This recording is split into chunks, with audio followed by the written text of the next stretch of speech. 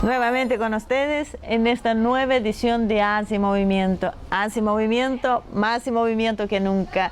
Y los invitamos a poner publicidad en nuestro programa a través del mail producción@asiatv.com.ar. Así que los que quieran hacer alguna publicidad serán bienvenidos. Hoy trajimos a dos personas. Tenemos a dos invitados muy especiales y estamos hablando de Manuel Cruz y de Marcelo Costantino. Ambos van a hablar en una entrevista que realizó Marcelo sobre Corea, sobre el desarrollo económico de Corea.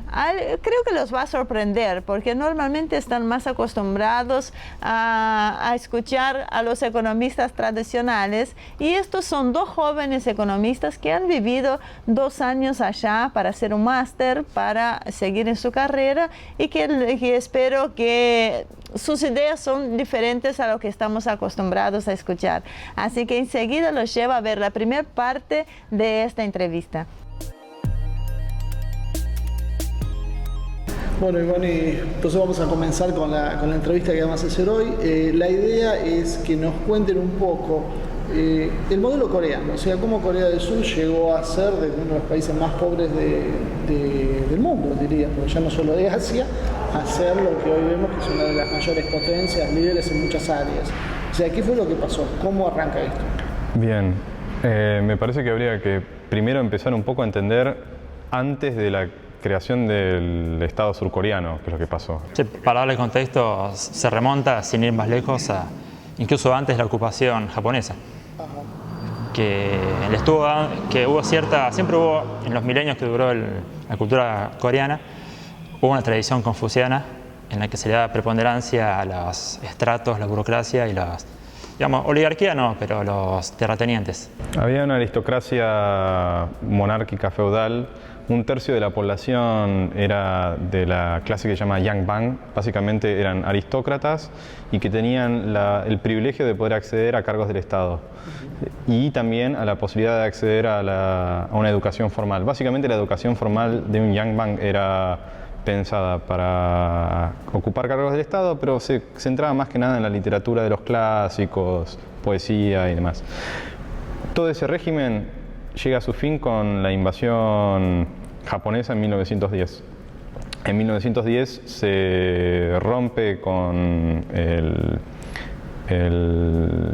la dinastía Joseon, y desde 1910 a 1945 es el periodo colonial japonés, y principalmente hay que recordar que Japón no solo invade la península coreana, sino también China.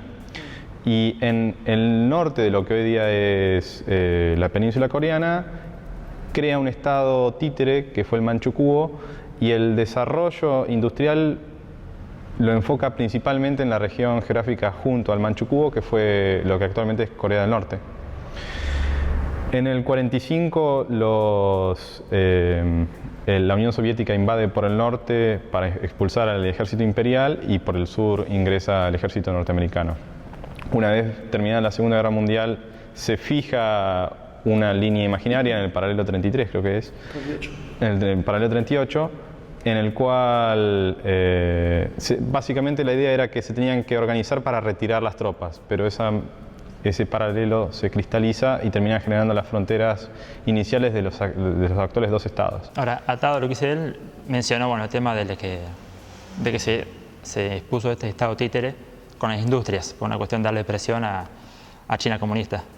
Es relevante este dato porque luego de terminar la ocupación japonesa, que se queda la parte comunista y la parte, digamos, manejada por la ONU, básicamente Estados Unidos, todas las industrias quedaron del lado comunista. Es decir, dentro de la carencia en la que tenía, o pobreza que había en los países, el más poderoso era Corea del Norte. Por eso, hasta la década de 70, lo que más se desarrolló fue el norte. Exactamente, era la región desarrollada de la península.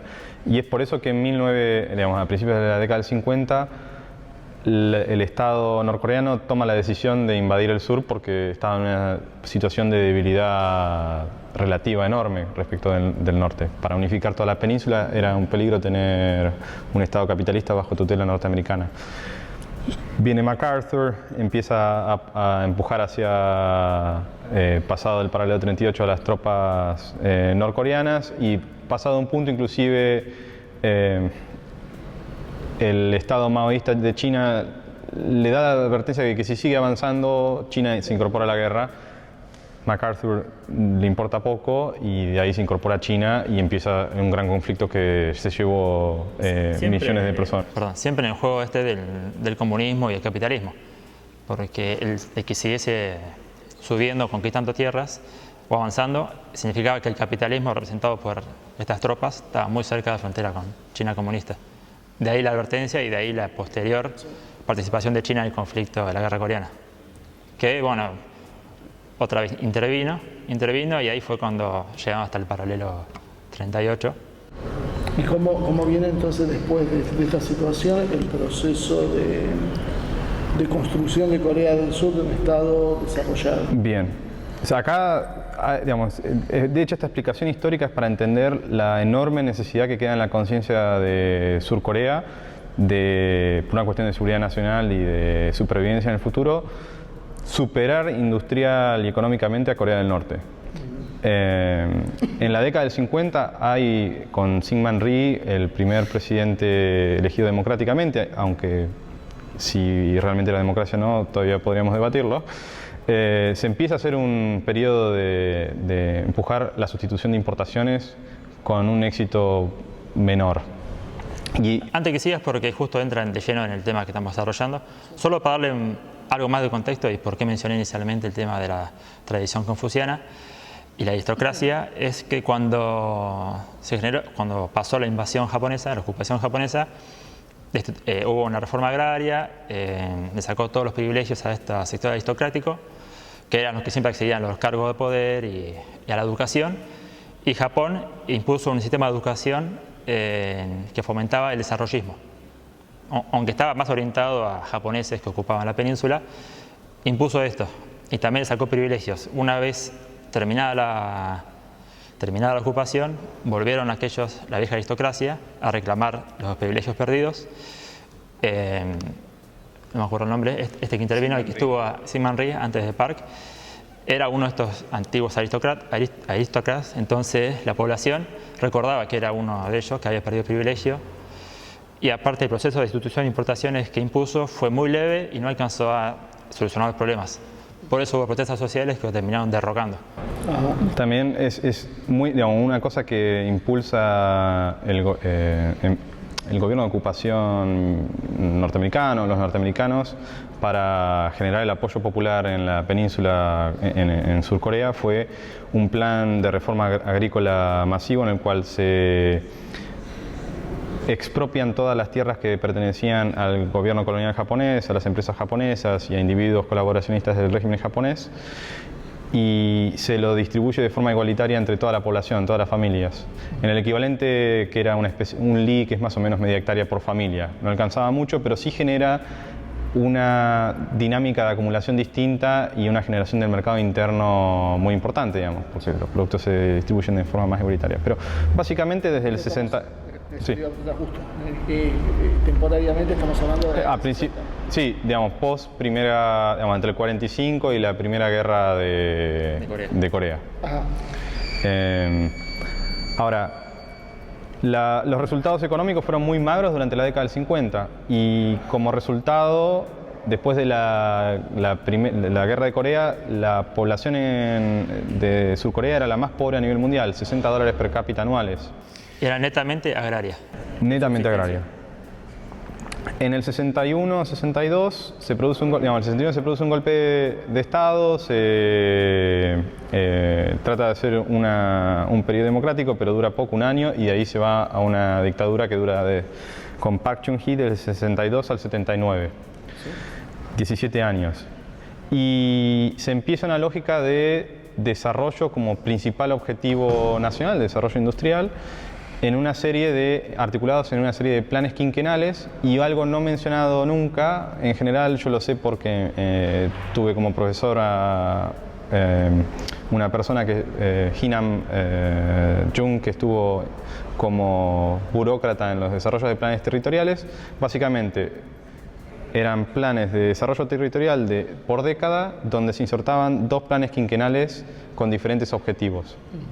El primer plan quinquenal es el objetivo es generar el autoabastecimiento alimentario, desde el 62 al 67. El segundo empieza a desarrollar industrias básicas.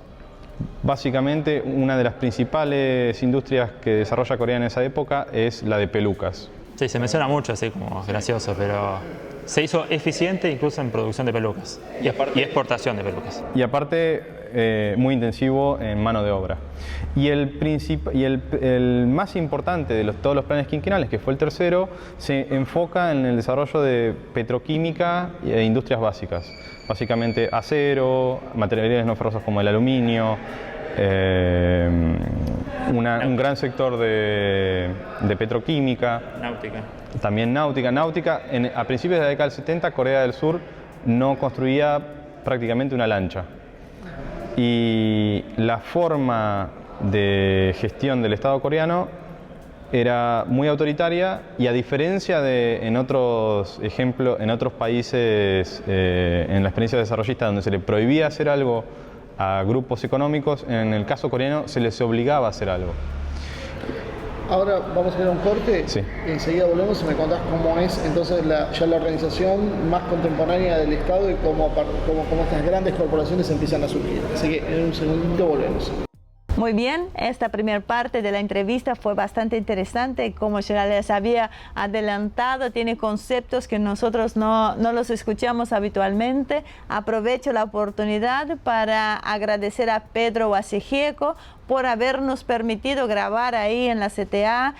Nos viene muy bien en este momento donde estamos cambiando por cuestiones de estudio, estamos readaptándonos. Por eso vuelvo a insistir a ustedes con el tema de la publicidad. Los que tengan recursos, posibilidad de algún amigo que quieran promocionar en nuestro programa, son bienvenidos. Pueden escribirnos en cualquiera de los mails que aparecen en pantalla. Bueno, encantados de recibirlos. Así que no se vayan. Los llevamos a un pequeñísimo corte y ya estamos de regreso.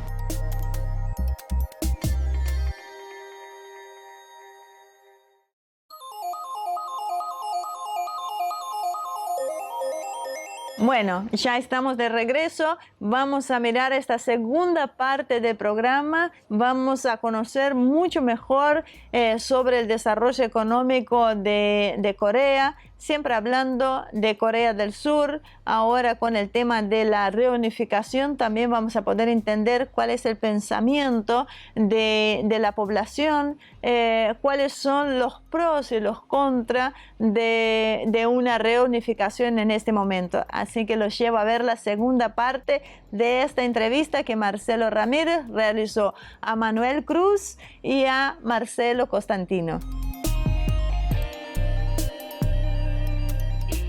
Bueno, volvemos ahora con el segundo bloque. Vamos a seguir viendo entonces el proceso ya de industrialización, donde Corea ya empieza a dejar los 2 primeros planes quinquenales que nos comentaban y empieza a entrar en el tercero, que sería donde empieza el desarrollo industrial. A ver, ¿quién sigue usted? Bien. Bueno, o sea, en la parte inicial le dimos todo el contexto para darle un poco de introducción y que se entendiese. Sí. Como estaba Manuel, en esta etapa, en el tercer plan quinquenal, empiezan las industrias de base por la gran complejidad. Las primeras habían sido intensivas de mano de obra por una cuestión de solucionar el desempleo, la pobreza y cuestiones. ¿Estos planes fueron elaborados por los coreanos mismos? Sí, los planes quinquenales, sí. El plan de desarrollo territorial, el primero, los coreanos no tenían las capacidades para hacerlo y empiezan a buscar a nivel internacional qué país tendría una tradición que se asimilara a la de Corea, y terminan eligiendo a Francia y le piden a Francia ayuda para desarrollar su primer plan quinquenal, plan de desarrollo territorial. Y mi profesor me comentaba en la maestría, para hacer el segundo plan de desarrollo territorial, la verdad que no se sentían muy capacitados para hacerlo, pero por una cuestión de orgullo no le iban a pedir a Francia otra vez de hacerme el plan territorial, y ahí empiezan a desarrollar de ahí en adelante el segundo plan territorial. Es muy interesante el manejo del territorio que tiene Corea del Sur.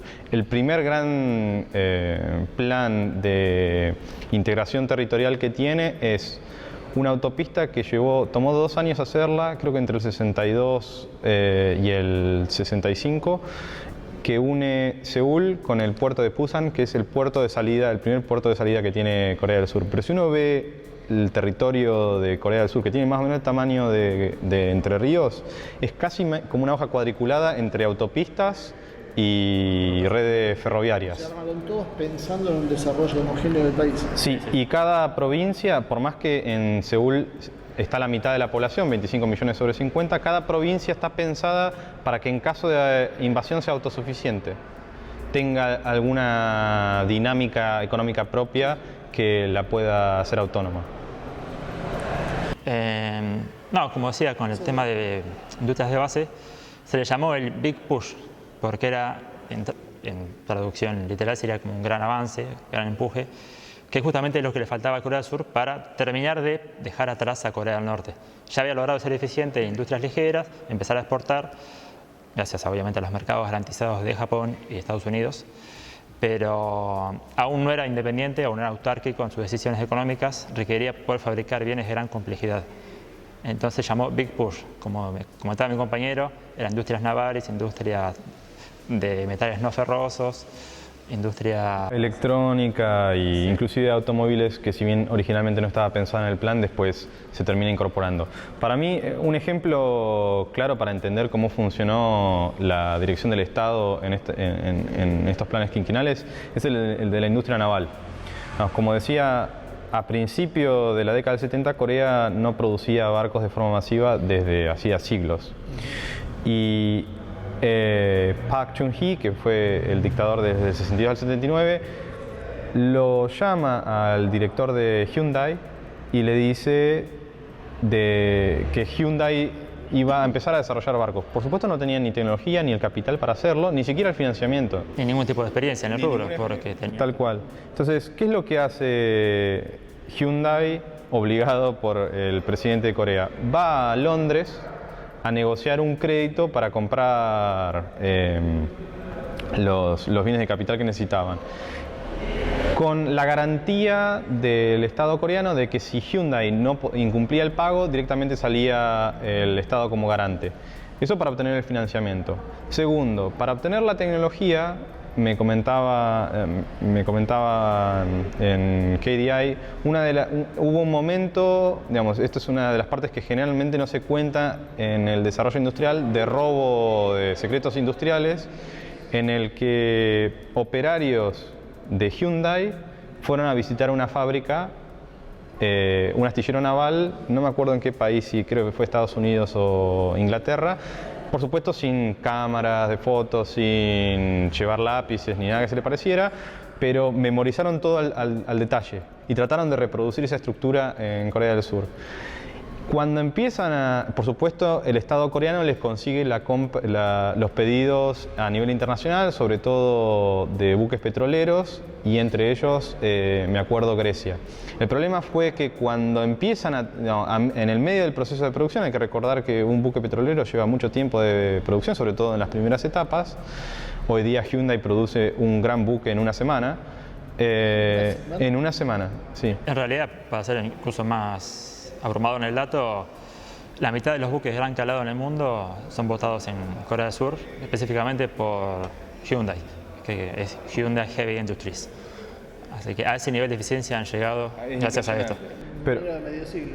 No, en 10 años. Sí. En 10 años pasaron de no producir un barco a ser... No, pero digo, llegar al punto que vos me decís hoy. Sí. El 50%. Sí, pero al cabo, digamos, desde que empiezan a desarrollar la industria naval, en 10 años pasaron a ser el principal productor de barcos del mundo.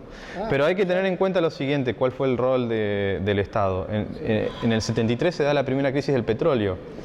Y de los países que habían hecho los pedidos de barcos nuevos, le empiezan a bajar los pedidos. Hyundai había invertido un gran capital en eso y si no podía colocar los barcos iba a la quiebra. ¿Qué es lo que hace el Estado coreano? Dice, no te preocupes, yo te los compro y yo me preocupo de ubicarlos.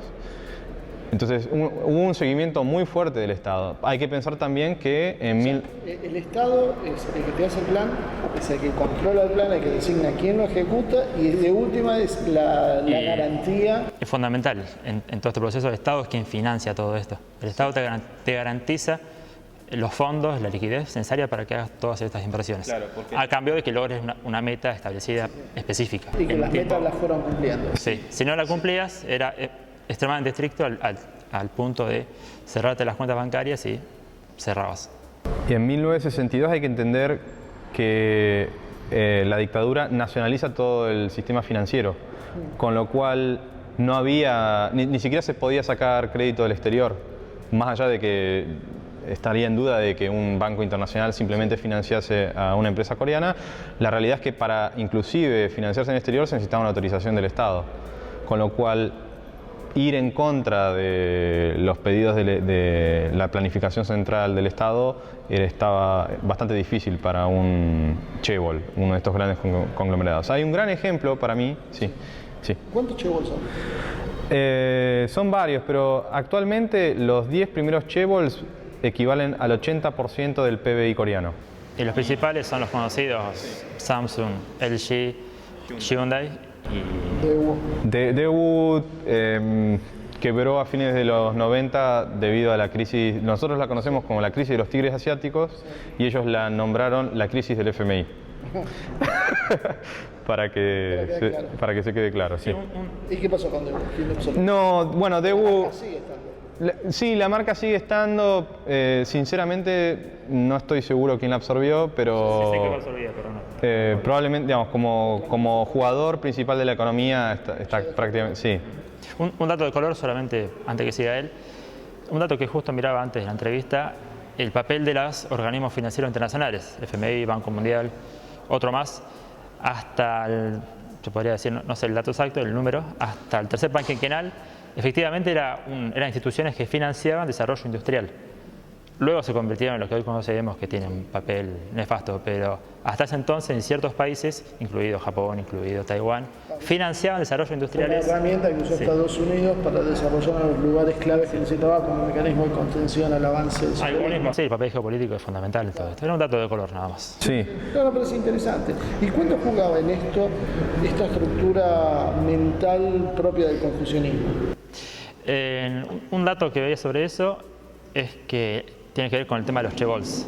Más allá de que se desterraron las aristocracias fundamentales, se mantuvo la mentalidad de que pocas familias controlando la economía en general.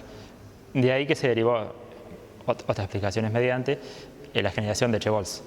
Aparte de economías de escalas y cuestiones, pero son familias puntuales las que controlan la economía coreana. Tengo entendido, no sé si es cierto, que es una familia puntual, pero que además se nuclea la gente que está alrededor de la misma región, que Sí. no vienen de otras regiones de Corea. Sí, a ver, el dictador del 62 al 79, Park, que de hecho su hija fue la presidente hasta el año pasado, que ahora está presa, fue destituida por un esquema por corrupción. Pero no, en realidad más que la corrupción hay cosas que rebasan eso, digamos, porque el presidente anterior también ahora está muy complicado y todos los presidentes de Corea están muy complicados con el, digamos, yo sinceramente. O sea, no es tampoco que no haya problemas de corrupción. O sea, gravísimo. Yo digo, el caso más grave de corrupción que se me puede ocurrir, y vuelvo después al tema anterior, es. Este me lo suele mencionar todo el tiempo porque es muy bueno. Un caso en 1985, había un chaebol muy importante, era creo la quinta empresa más importante del país. Era el conglomerado Kukche. Y el primer dictador de Corea había generado un movimiento que fue el de la nueva villa, el Semaulundong, y dentro de eso había una fundación que se utilizaba medio como parque de recreaciones de los hijos de la élite, y las grandes corporaciones dejaban ahí su diezmo. Pero el presidente de Kukche, muy honesto el hombre, muy moral, decidió no contribuir a eso. Bueno, primero cambia digamos, en el 79 lo asesinan al primer dictador, viene una segunda dictadura con Chun Doo-hwan al mando, y en el 85 quiere impulsar otra situación similar a esta. Mientras todos los presidentes de todos los chaebols daban su diezmo, el presidente Kukje decide otra vez negarse a aportar nada a los hijos de la casta política, y el dictador de Corea lo que hace es bajar Financiamiento. básicamente lo que le baja la directriz a todo el sistema financiero coreano de que ni rediman cheques ni le den nuevo financiamiento a Kukje. En 8 meses quebró la 5ª empresa más importante de Corea. Ahora, lo interesante es ver los datos de crecimiento de Corea del Sur. No se resintió para nada el crecimiento económico. Por eso siempre a veces hablamos de que tal vez en algún caso, en algún país en particular puede ser que influya, pero la corrupción per se obviamente es condenable, pero no determina o no el desarrollo de un país. En este caso, Corea del Sur se desarrolló por las políticas económicas a largo plazo. Corrupción mediante, Ni pero... fue eso, ni el otro mito que siempre circula es no, porque los coreanos trabajan 20 horas por día. No, Y si bien es cierto que son muy trabajadores, un trabajo, sí. pero eso no es el secreto, ni mucho menos. No, también hay un malentendido ahí, digamos, respecto de... Digamos, por ejemplo, es verdad, de hecho ahora el Estado coreano está impulsando una política de restricción a no más de 50 horas semanales de trabajo, y a partir de, creo, de las 8 de la noche se apagan las computadoras para obligar al personal a volver a sus domicilios. Ahora, la realidad es que hay una mala interpretación de cómo funciona el sistema capitalista, porque la idea esta de que hay que trabajar más horas y cobrar menos supone que la producción en el capitalismo está centrada en el trabajo humano, pero la realidad es que la cuestión central en el capitalismo es el capital, es la automatización. Y para agregar un dato de esto, vale mencionarlo, supongo yo, en el caso de México salió un informe hace muy poco tiempo, que es el país dentro de la OCDE en el cual sus trabajadores tienen mayor cantidad de horas trabajadas por semana. Sin embargo, es el país dentro de la OCDE con peores estándares socioeconómicos y también industriales. Es indudable que es un país Sí, la muy Unión pobre. Europea pasa lo mismo con España y Alemania. Exacto. Entonces lo Sí. que dice él claramente es un mito. Es un mito para Garantiza. pagarte menos. Es un mito para pagar menos, y además va en contra de las experiencias. Sobre todo es interesante ver los marcos teóricos desarrollistas de Estados Unidos en el siglo XIX. Hay un ministro de Trabajo, Jacob Schoenhoff, que él explica que el desarrollo económico no se logra pagando bajos salarios, y explica ya en 1884 que todos los países de salarios altos estaban venciendo en todos los sectores a los países de salarios bajos. Hay que pensar China, India a fines del siglo XIX, comparado con el salario de un británico o de un norteamericano. Pero bueno, digamos, sí es verdad que la filosofía de trabajo coreana es extenuante, por decirlo Lo que menos. pasa es que es extenuante con los empleados, que es el ejemplo que siempre te ponen, pero también es con los empresarios. Lo mismo que, y me imagino que los dueños de estas chaebols no fugaban la plata al exterior y la ponían en un paraíso fiscal. Hasta al menos hasta fines del 88, no, pero lo que puedo decir es, hasta el 88 comprar dólares o violar los controles cambiarios inclusive podía ser penado hasta con la muerte. Esto está en ¿Qué fue el buen samaritano? De Ha-Joon Chang, economista desarrollista, donde explica el periodo de desarrollo. Viajar al pena de muerte. Viajar al exterior. No era cepo. No, viajar al exterior estaba prohibido, inclusive importar autos de lujo, si bien había unas restricciones muy grandes, no estaba literalmente prohibido, pero tener un auto importado de lujo era casi imposible. Los únicos que realmente podían tenerlo eran los que tenían acceso a la aduana. Esto para que quede claro que no es porque son ángeles que se han desarrollado. Y para dar si me permitís una subconclusión a ese tema específico y que vos decías, no fugaban el dinero sino que quedaba circulando, siempre es fundamental el rol del Estado. Si no lo hacían es porque no se lo dejaban. Si fuera por ellos mismos, las ganancias claramente los hubiesen fugado.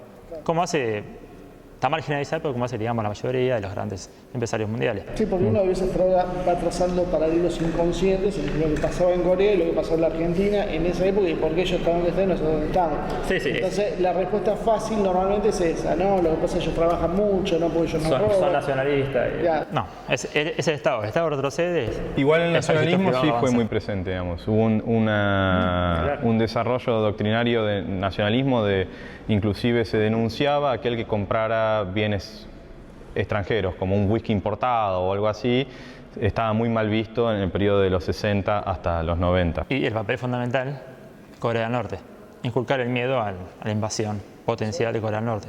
Entonces, en el miedo uno produce más y se cree. Una presión que une a la comunidad. Todo tiene que ver Mira, con todo. nos quedan 3 minutos ya para terminar. Lamentablemente nunca estas cosas las podés desarrollar como querrías, pero si me quieren tirar estos 3 minutos que quedan los tips para tener en cuenta para hacer como una especie de resumen de cuáles fueron las principales causas de desarrollo, qué nos dejaría el modelo coreano como ejemplo que uno podía tratar de adaptar a nuestra realidad y ver si nos podía dar una mano en nuestro propio desarrollo. Yo tiro algunos y él va a completar porque está más versado en el tema. Claramente lo que hablamos, el tema de intervención estatal, el control del sector financiero, la planificación puntual y específica y con metas y con cantidades de producción usando planes quinquenales. Y una cuestión que no mencionamos o por ahí muy de paso, el tema de el tener el apoyo de Estados Unidos y él no solo con capitales, sino garantizando el mercado a sus exportaciones, porque fue, a diferencia de Argentina, por tirar un caso, era industria, no pensaba mercado internista, sino para ser exportadora. O sea, el modelo exportador que quieren hacer acá, con la diferencia ellos sí tenían garantizado los mercados. Exactamente. No acá, Claro, sí. Tanto el mercado japonés como norteamericano. Pero básicamente, digamos, tampoco tiene que ver necesariamente con el tamaño del Estado, tiene que ver con las capacidades del Estado. Pero en esencia es digamos, acá siempre se habla mucho de la falta de disciplina del trabajo, si algo de eso tiene sentido, pero siempre se olvida de la falta de disciplina de los sectores terratenientes y del sector capitalista. Y lo que hizo el Estado coreano es tener un fuerte control de los 3 sectores y con un objetivo claro de desarrollo industrial, porque nosotros supimos también tener dictaduras, pero el objetivo de la dictadura nunca fue el desarrollo industrial en sí, de hecho todo lo contrario. Entonces, si yo tengo que decir ¿qué experiencias tomaría de Corea? Bueno, yo no puedo copiar la geopolítica de Corea. De hecho, nosotros estamos, si vemos el mundo, estamos directamente en el lado exactamente contrario del planeta y en el planeta estamos alejados de todo. Entonces, ellos eran un centro de lucha de potencia, nosotros estamos alejados. Exactamente. Yo uso la metáfora, para mí Corea del Sur es la rodilla que hace mover los 2 pedazos de una pierna. Por un lado está China, está Estados Unidos y Rusia, digamos, y Corea del Sur está ahí en el centro. Ahora, nosotros no podemos copiar eso, pero lo que sí podemos tomar como experiencia es el desarrollo de planes territoriales. Nosotros tenemos que reflotar necesariamente los planes quinquenales con un objetivo de sustitución de importaciones y especialmente hay que tener en cuenta el rol que tiene el sistema financiero, porque nosotros hoy día estamos en una fase distinta del desarrollo capitalista donde quizás hay más eje en la cuestión de capitales que en la cuestión comercial. Entonces, para tener un control en los flujos de capitales, tener un control del sistema financiero requiere otra clase de legislación que la reforma financiera que nos dejó la dictadura en el 77. Última conclusión, con todo lo que dijimos, el Estado tiene que estar presente y con objetivos claros de industrialización. Donde se retira el Estado, el sector privado per se no va a... Si uno ve Corea hoy, hace una publicidad como hacen casi todos los países desarrollados.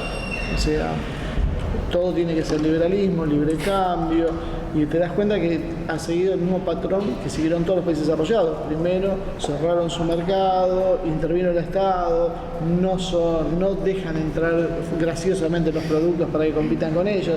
O sea, ¿ustedes creen entonces que Corea es otro ejemplo más de lo que subió y después pateó la escalera? Por eso el libro de Ha Jung-chang se llama ¿Qué fue del buen samaritano?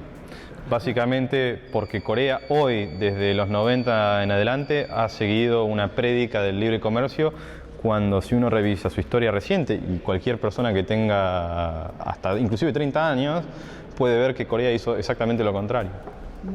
Bueno chicos, les agradezco que hayan venido, nos hayan tirado una mano para poder entender un fenómeno que son pocos los que hablan y no siempre con mucho fundamento. Creo que conocer estos detalles son interesantes. En algún otro momento tenemos que profundizar en algunos aspectos puntuales para poder comprender mejor este fenómeno y ver qué nos puede servir a nosotros. Así que bueno, gracias por venir. No, por favor. A ustedes, Cuando quieran.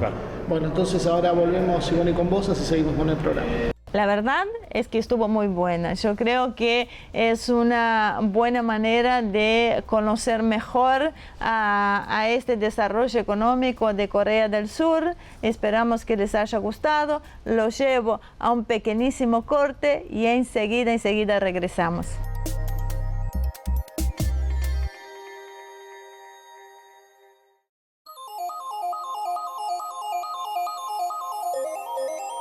Muy bien, llegó la mesa del debate, así que Azul Serene Ramírez, acompañada de Ezequiel Ramoneda y Marcelo Ramírez, van a sacar las conclusiones no solo de la entrevista, sino de la política en general de la región de Corea y de este país, que bueno, se está hablando mucho también por la reunificación que se está planteando en estos momentos. ¿Cuáles son las dificultades?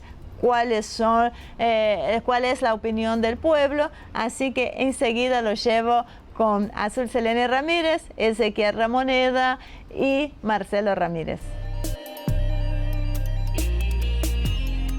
Hola, ¿cómo están? Aquí estamos después de la entrevista a Manuel y a Marcelo.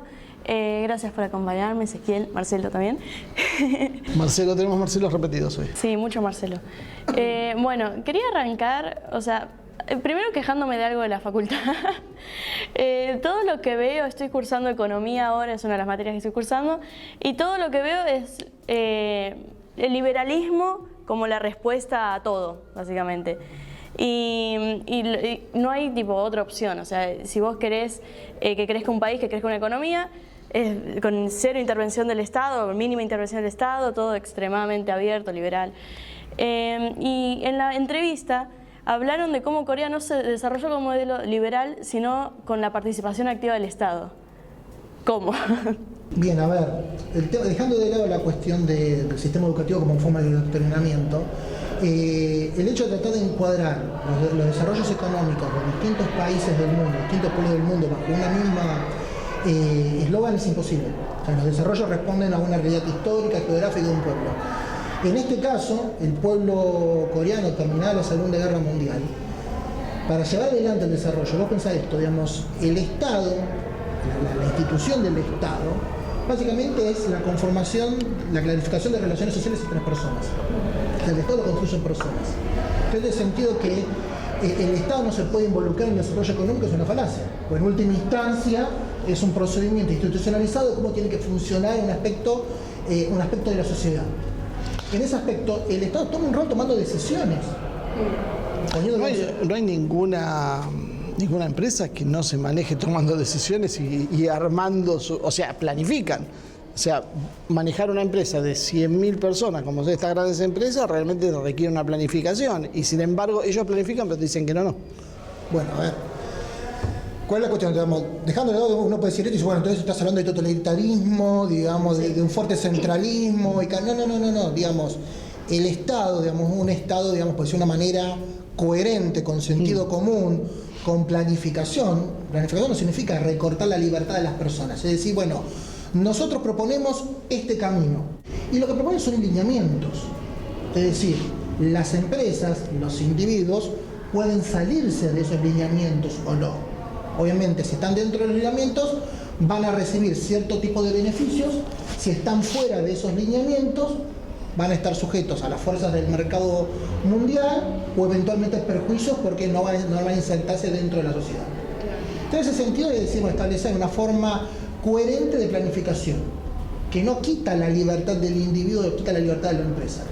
En este sentido, digamos, el rol coreano, Corea, por nosotros estamos hablando de Corea, pero distintos países del mundo a lo largo de la historia lo han hecho. Sí. Digamos, Inglaterra, Estados Unidos. ¿No nacieron todos del liberalismo? No nacieron todos del liberalismo. A ver, al principio, en un proceso... Te va a llevar a la facultad para que veas con el profesor de... a ver, en un proceso incipiente de industrialización, vos tenés que proteger la economía, tenés que proteger a esa industria para que esté en condiciones de enfrentarse contra el mundo. Acá de vuelta siempre hay una cuestión, siempre uno habla de polarismo, libre cambio, liberalismo, proteccionismo. A ver, los dos pueden coexistir en el mismo sistema. Es decir, el proteccionismo puede ser selectivo para algunas industrias y para otras ya dejarle el liberalismo para que se peleen, digamos, y compitan en el mercado mundial. Pero acá cuando habla piensa, no, todo el Estado es proteccionista, cierra el país al mundo, o soy liberalista y abro todo el país al mundo, y dice, no. La cuestión es hacer, ok, nosotros decidimos esta empresa y esta empresa las vamos a proteger. Estas empresas que consideramos ya están en cierto grado de desarrollo, las vamos a permitir que compitan libremente en el mercado mundial. ¿Qué hizo Corea? Corea dijo, bueno señores, yo que veo desarrollo automotriz, industria naviera y construcción. Esos tres aspectos los voy a fortalecer. Por ejemplo, otros aspectos todavía no. Ahí uno va negociando, o sea, acá está la cuestión de estrategia y de visión de los gobernantes. Acá el problema no es del Estado, el problema es de los gobernantes, del gobierno de turno que está a cargo. Sí, claro, no una cosa unánime, tipo universal para todos, o sea, ir fijándose cada uno. Igual yo creo que tuvo un papel importante también la cultura coreana, porque vos acá le protegés una industria, un Estado, lo hemos visto, tanto en la Argentina, yo lo conozco también el proceso en Brasil, y en Brasil es un poco más serio, pero acá vos le protegés algo y lo único que hacen es, si fabrican este pocillo de café, te lo van subiendo, te lo van aumentando el precio, te van bajando la calidad hasta que la gente se cansa y después empezamos el ciclo de bien importado, cierran o se pone a importarlo y deja a la gente en la calle. Entonces yo creo que esa formación más confusionista que tienen los coreanos ayudó a que sea más... A ver, en un punto es correcto, como yo dije, uno no puede, cortar de la realidad el proceso de desarrollo industrial. En el caso de Corea, primero vos tenés una fuerte importancia de la familia y de las relaciones sociales. Y segundo, el tema del confucianismo que uno plantea. Una de las cosas que quería preguntar, ¿cuál es el papel del A ver, el confucianismo es una filosofía, es una propuesta filosófica que tomada por los gobernantes, por un gobierno, uno la puede transformar como filosofía de Estado. En este sentido es una filosofía que baja una clara bajada de línea. Cómo deben ser las relaciones de autoridad, cómo deben ser las relaciones entre los súbditos, entre las personas. En ese sentido es una filosofía que lleva, digamos, al orden social y mantener ese orden social. Ahora, pero por ejemplo, vos mencionaste el tema de Argentina-Brasil. Nuestro desarrollo industrial se eligió, digamos, en un parámetro, digamos, librecambista porque venimos de una filosofía racional individualista. Digamos, cómo proponer el desarrollo de un desarrollo liberal en un contexto confuciano. Ahí es un choque, digamos, hay una contradicción que propone algo nuevo. Acá en ese sentido, esta cultura individualista, esta cultura racionalista ya de hace unos cuantos siglos, caló profundamente en el discurso de las personas. Segundo, la cuestión familiar también tiene, en algún momento, en cierta manera, lleva por lo menos pensar una burguesía nacional. Bueno, eso fue lo primero que desarrolló Corea. Puso el centro en desarrollar su propia burguesía. Nuestra burguesía siempre pensó para afuera. Entonces, en ese sentido, fueron muy pocas las instancias y muy pocos las empresas que uno puede decir, bueno, es una empresa nacional, pero hablar de una burguesía nacional. No, eso no. Vos fíjate que lo primero que se hizo es girar los dividendos afuera, no reinvertir en un desarrollo más profundo y en cuanto aparece una buena oferta del exterior, vender. Eso básicamente te resume lo que hizo la burguesía argentina. Exactamente. Exactamente lo contrario que hizo la burguesía coreana, donde le dijeron, vos fabricás esto y fueron cumpliendo los plazos, fueron reinvirtiendo. No es tan difícil hacerlo. Los que no siguieron eso, los que no, por ejemplo, los casos de los coreanos que no siguieron, digamos, los lineamientos del Estado, no es que les cerraban la fábrica, usted no puede trabajar. Simplemente es, por ejemplo, no puede acceder a líneas de crédito competitivas, a menores tasas, o bueno, usted se arregla solo con el mercado mundial. Claro. O sea, pero a usted le permite. Ahora, si usted dice, nosotros como Estado vemos esta línea de trabajo, esta proyección, si usted se viene, va a tener exenciones impositivas, facilidades de contratación, acceso a líneas de crédito con menores tasas de interés, digamos. Es un lineamiento, no es algo... No era obligatorio, no es como algo obligatorio, totalitario eso, no era una obligación. Claro, una de las cosas que mencioné en la entrevista que me llamó la atención fue que les abrieron los mercados. O sea, Estados Unidos, si bien no los ayudó económicamente, les abrió mercados, y debe haber sido Estados Unidos que influyó, porque Japón es Estados Unidos, para que sean receptivos a los productos coreanos. Eso también fue según decían estos chicos, fue la clave, una de las claves para que se desarrolle como se desarrolló De Corea. la misma manera, realmente frente al proteccionismo, la respuesta no es necesariamente el proteccionismo. A ver, inclusive hasta China, hasta en la actualidad. China tiene sectores de su mercado bastante protegidos, pero básicamente sus productos se insertan en todos los mercados de todos los países del mundo.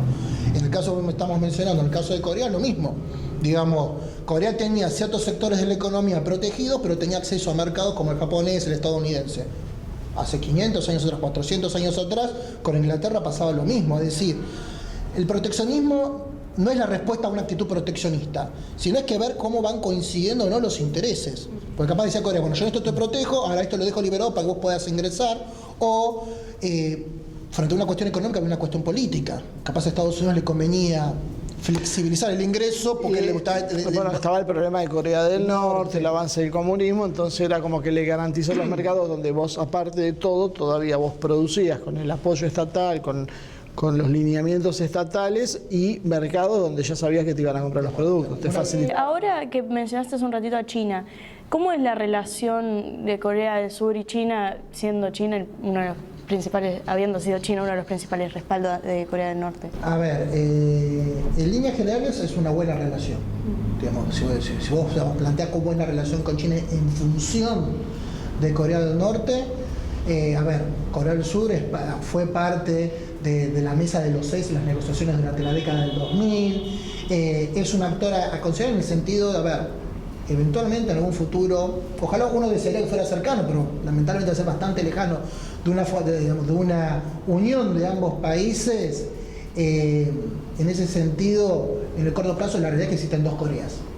Digamos, sí. Que a nivel más allá de la parte discursiva, la parte estatal, a nivel económico hay grandes diferencias. Digamos, el PIB per cápita, la distribución del ingreso, el desarrollo industrial, tipo de mano de obra, que hacer, digamos, una unificación forzada ahora va a ser más contraproducente que beneficiosa. En ese aspecto, China reconoce eso y mantiene relaciones con los 2 países. Digamos, Corea del Sur es un gran inversor en China. Digamos, sí. Samsung, Hyundai, son todas empresas que tienen tienen inversiones puestas en China. En ese aspecto. El turismo chino es muy importante en Corea del Sur, hay inversiones chinas en Corea del Sur.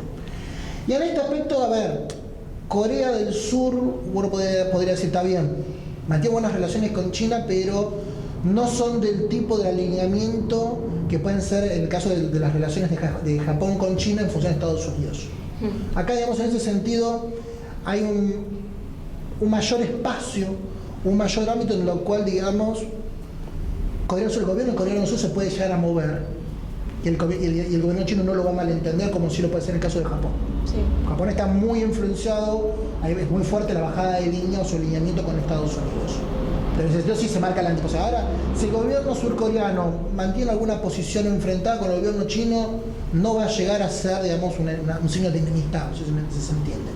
Hay un mayor relativismo en ese aspecto de la relacionamiento. También hay algo, yo creo que hay una historia distinta, porque mal que mal, más allá que han tenido sus escaramuzas fronterizas, nunca tuvieron una invasión de la magnitud de la japonesa. Entonces, sí. En general el coreano al chino lo ve ahí, en cambio el japonés, sobre todo las generaciones mayores, lo odiaban.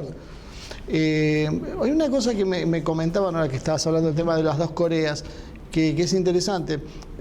Hablando con la gente de la comunidad que está en el tema de la reunificación, ellos están manejando una posibilidad que la manejan en base a algo parecido a lo de China, un país, 2 sistemas.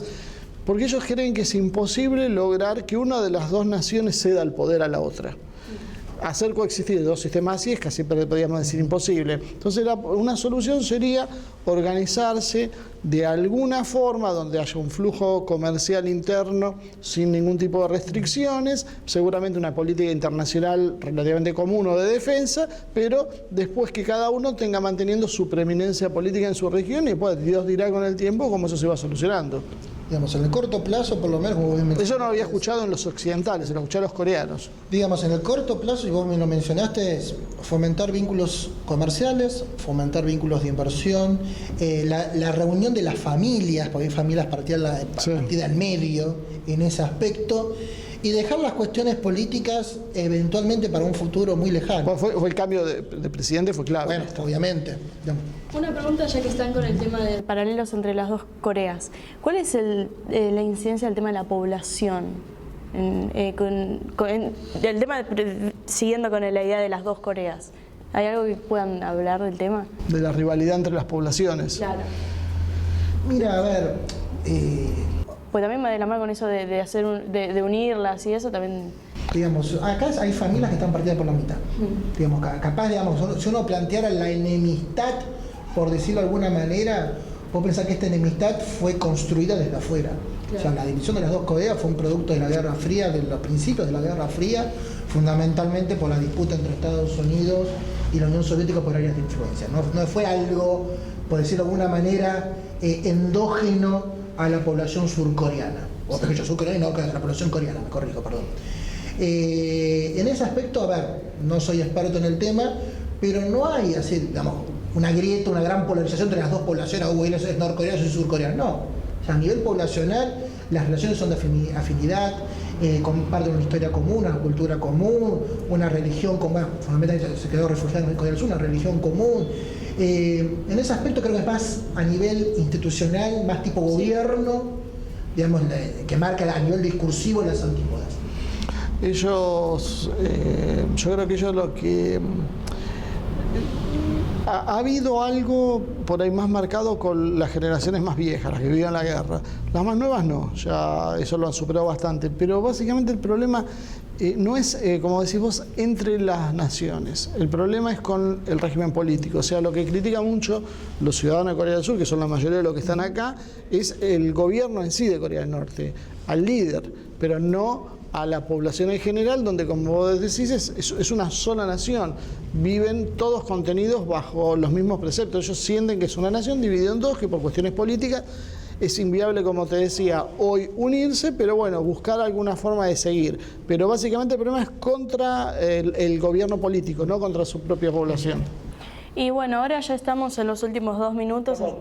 Sí, ahora es el momento para agregar. Y en Corea del Norte, en realidad, lo que ven también es como un pueblo hermano, o sea, un mismo pueblo en el sur, pero con un gobierno satélite de Estados Unidos. O sea, que es más o menos lo mismo. Pero el problema son las dos élites que lo gobiernan.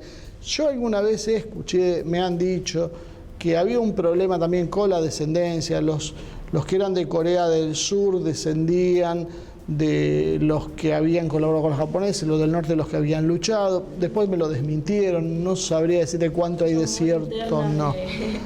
Ya, digamos, son sutilezas técnicas, como si son, digamos, de las primeras generaciones sobre la generación de la guerra. Y estamos hablando de hace 100 años. Los que colaboraron son descendientes de tipo... Pero lo que pasa es que para nosotros hace 100 años, si yo vengo y te digo, un tatarabuelo tuyo hizo tal cosa, bueno, sí, arreglate con mi tatarabuelo. Se lo va a decir un coreano, está manchando a la familia. ¿Y los jóvenes ahora también tienen eso de...? Se va perdiendo. Ya deben de ser menos, ¿no? Ya debe quedar en los más grandes. Además, capaz reforzando un poco lo que estabas diciendo, vos pensás que Corea, digamos, la península coreana fue colonizada por Japón prácticamente durante 40 años. O sea, desde 1905, técnicamente en 1910, pero ya en la forma, digamos, de alguna especie empezó en 1905 en adelante hasta el 45, tuvieron sometidos los japoneses. Y después tuvieron 4 o 5 años de guerra y recién un poco se estabiliza la situación en el 52-53. Pero fueron 50 años que estaban oprimidos bajo el mismo poder. Sí. Que se ven, digamos, en su lucha, puedo decir, digamos, de renovar al pueblo, se ven sujetos a una lógica de guerra fría. Digamos. Entonces, y con un Japón que puso poco, porque nunca juzgó sus criminales de guerra, nunca hizo una mea culpa de lo que había pasado. Claro, fue lo formal, obligado por las circunstancias. Bueno. Muchas gracias por estar hoy conmigo. Volvemos con Ivonne para que haga el cierre del programa. Muy bien, hasta acá llegó el programa de hoy. Como siempre, muchísimas gracias por acompañarnos. Les recuerdo y los invito a hacer publicidad de nuestro programa y para eso solo deben escribirnos a asiatvproduccion@gmail.com. o producción@actv.com.ar. En todo caso, los estamos esperando. Esperamos que sigan apoyándonos, que sigan disfrutando del material que les estamos brindando, que se suscriban a nuestro canal de YouTube Asia TV Producción y que inviten a sus amigos a que hagan lo mismo. Desde luego, muchísimas gracias nuevamente y nos vemos la semana que viene con una nueva producción de Asia Movimiento.